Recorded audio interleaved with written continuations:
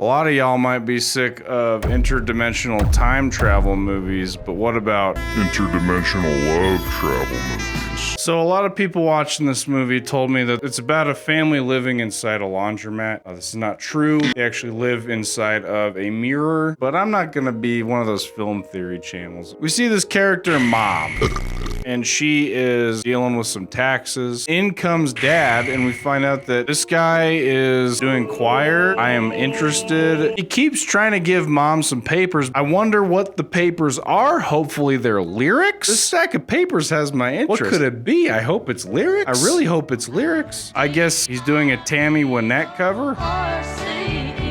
You meet the daughter and her girlfriend, and they seem very happy together. But uh-oh, Mom's a bit homophobic. Even though she tells everybody she's not. Mom doesn't like gay people or shoes. Or this fucking lady. We look on the security cam and we see another husband, and he's doing that one meme from The Office. Yeah, see that one? That's the meme. Thank you, future me, for finding that and putting that into the video for me. I appreciate it. Then out of the, I guess closet comes Grandpa. I don't know where he's coming from. This family figures out that if they don't get their taxes done correctly and soon, they are fucked. And they drive over to the IRS building. Jamie Lee is doing their taxes and she's saying, I don't like what I see here. This is not looking good. You put a karaoke machine in your file here, and I don't think a laundromat would have a karaoke machine. Little does Jamie Lee know, the best laundromats have karaoke machines. But before they get up there, on the elevator, the husband goes super badass. He goes back into parkour mode. He puts an umbrella over the security camera, and he starts telling the mom that she's in grave danger and she needs to do whatever he says. And the first thing he tells her is to go into the janitor closet down the hall instead of going to talk to Jamie Lee about taxes. The mom is not hearing it. She does not want anything to do with the husband for the rest of the day. She goes straight to Jamie Lee. They start doing taxes.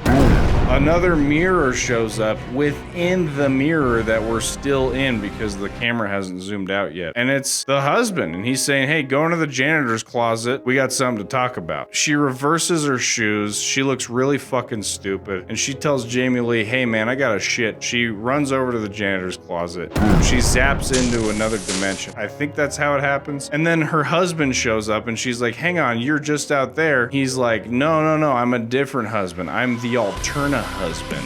What the hell are you doing dragging me to this janitor's closet? This is uncomfortable. And he explains to her that the fate of the universe is in her hands and she's the only person who can save it. So she needs to stop worrying about taxes and start worrying about doing weird shit to get into other universes. She doesn't believe a goddamn thing he says. Jamie Lee busts in the door and snaps dude's fucking neck. She gets freaked out. She zips back. She's back in tax world. Jamie Lee is there. Her hubby convinces her that they need a little bit longer to get these taxes done. After fucking crushing a protein shake, Jamie Lee takes the time she needs to think about this. She says, okay, tonight I'll come back and those fucking taxes better be done, bucko. But oh no, on the way out, Jamie Lee for some reason gets up very angrily, comes right up to Mom, and Mom gets threatened, jabs her right in the fucking nose. She says, do you have any idea what you just did? You just falcon punched an IRS agent in the fucking nose. Mom figures out that that's not the same Jamie Lee who snapped her husband's neck. All these security guards get called up, and Alterna hubby beats the shit out of these security guards with his sack, beating them in the face with his sack. He's beating them in the legs with his sack. He's just beating them everywhere with his sack. Just before you think it's over, he's got water on his sack, and he's slapping all these security guards around with a wet sack now. Starts slopping them up even more. The IRS building demands an evacuation out of the building. Alterna husband and mom get away. We go back to the alternate reality. We find out about the main villain, Gigi Kalpakis. You pretty much can tell who she is at this point, you know, just by the way she walks, that she is a certain character who we've already met before. And then we travel a bunch of universes focused on Joji, and we find out that it is the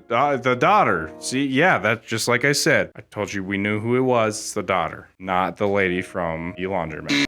So back to the main reality. Alterna husband is explaining to mom that Tobin Flu Jockey is building a black hole that is ruining So they are trying to get out of that building. Jamie Lee starts coming up from behind them and she pulls a stunt straight out of a Jackass movie before she starts chasing them down like Jason. The husband then explains to mom that to connect to a different universe version of herself, she has to perform some sort of Jackass stunt before she does it. This movie's basically just Jackass with a lot of character development. It's not that movie, but after Jamie Lee and Alterna hubby fight, she hits him with a backbreaker. He gets out of it and they start running away. Hubby tells mom that he regrets marrying her. So then Janime Lee Curtis jumps from the top of the stairs and attempts to shoot her fucking knee right into mom's nose. Mom performs one of the most difficult Jackass stunts that's ever been performed, confessing her love to this woman just before she finds out that in another universe,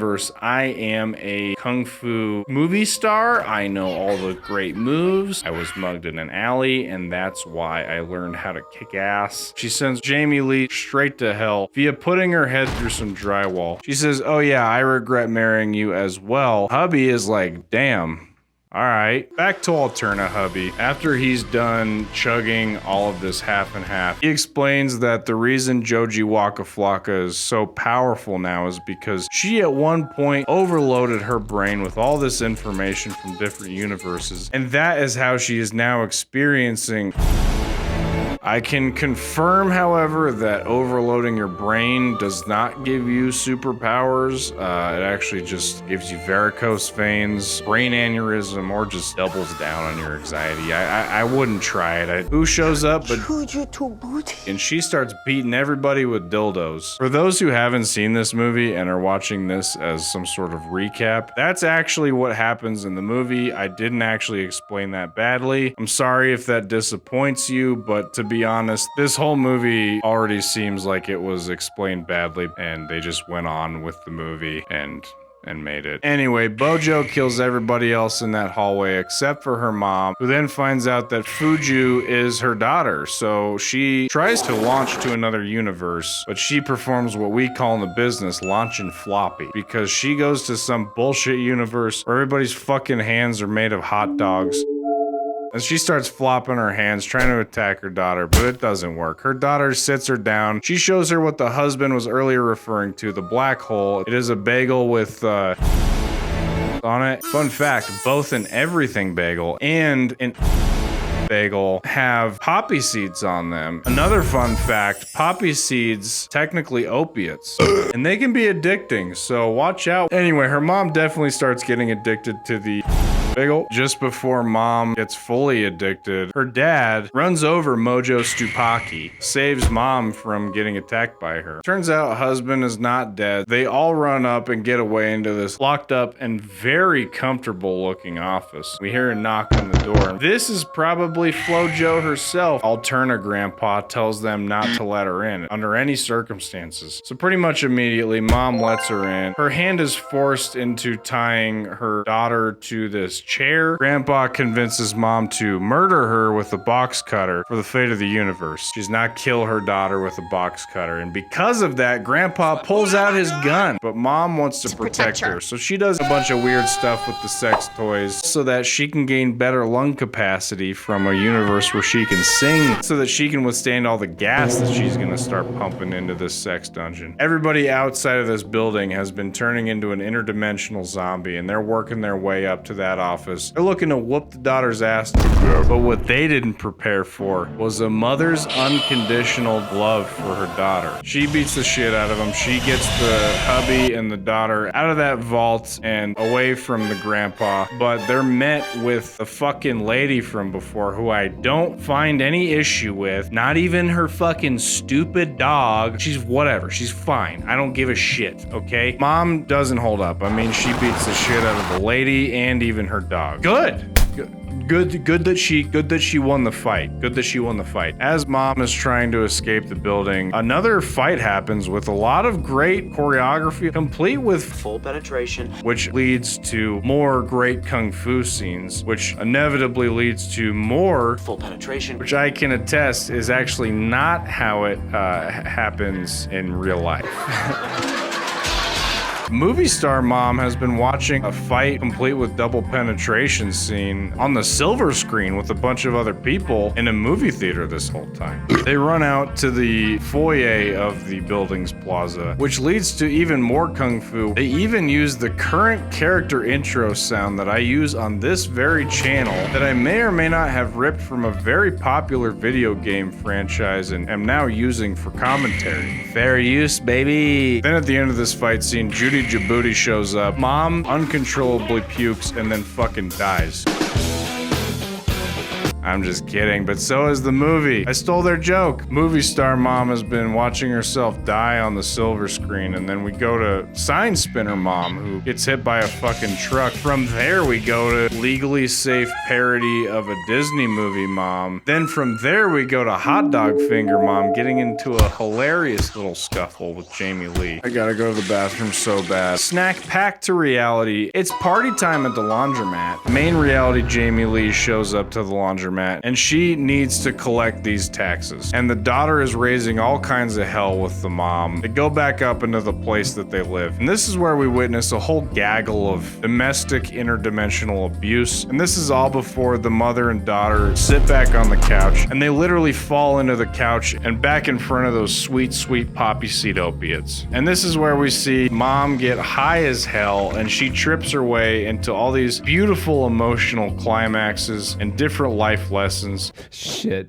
When I say that, this definitely does seem like the type of movie that the Academy Awards would just be eating right up. They both turned into rocks, spitting philosophy at each other in subtitles. Back again to the main reality. Mom has almost fully succumbed to her addiction of opiates. She's now experiencing, she throws a fucking mouse through a window and then turns into a rock. I don't give a shit. Now we're back in the IRS building. Mom is fighting a bunch of people. She's saving them from going into the bagel. She's basically being a one-woman dare campaign, but this time it actually works. She's not only protecting them from opiates, she's also curing all the ailments that have been plaguing them throughout their life. For example, this guy gets his back blown out so hard he feels great. I'll leave it up to you which person I'm talking about. But then she gets to the top of the stairs, and her daughter is trying to convince her to walk into the bagel with her so that they can both experience together. She's also trying to convince her daughter, Joey Flubucas, not to go inside her house. And I suppose you could look at this as, in one universe, it's a metaphor for a parent keeping their child out of an addiction to poppy seeds, and in another universe, that same thing is parental separation, because in the main universe, she is stopping her daughter from basically running away and potentially never talking to her again.